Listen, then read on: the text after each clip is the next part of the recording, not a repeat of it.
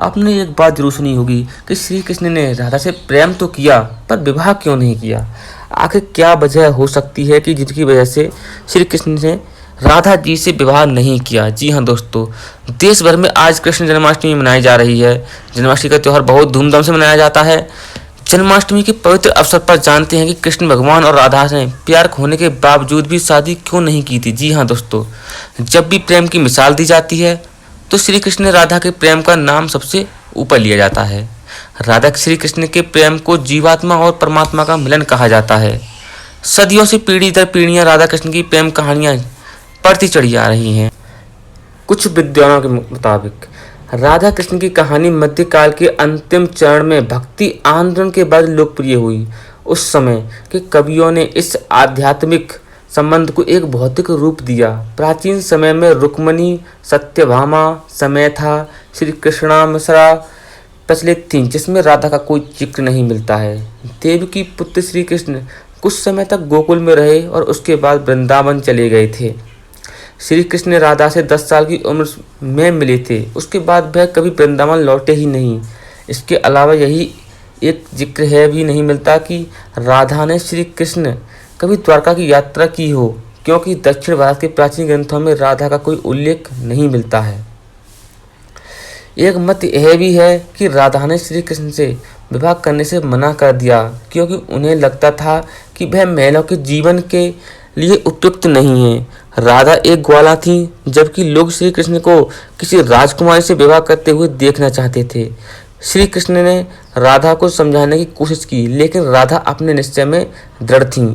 एक अन्य प्रचलित व्याख्या के मुताबिक राधा ने एक बार श्री कृष्ण से पूछा कि वह उनसे विवाह क्यों नहीं करना चाहते हैं, तो भगवान श्री कृष्ण ने राधा को बताया कि कोई अपनी ही आत्मा से विवाह कैसे करता सकता है। जी हाँ दोस्तों, श्री कृष्ण का आशय था कि वह और राधा एक ही, उनका अलग अलग अस्तित्व नहीं है। राधा को यह एहसास हो गया था कि श्री कृष्ण भगवान हैं और वह श्री कृष्ण के प्रति एक भक्त की तरह थीं। वह भक्ति भाव में खो चुकी थीं, जिसके कई बार लोग भौतिक प्रेम समझ लेते हैं। इसलिए कुछ का मानना है कि राधा और श्री कृष्ण के बीच विवाह का सवाल पैदा ही नहीं होता है। राधा और श्री कृष्ण के बीच का रिश्ता एक भक्त और भगवान का है। राधा का श्री कृष्ण से अलग अस्तित्व नहीं है। विवाह के लिए 2 लोगों की आवश्यकता होती है।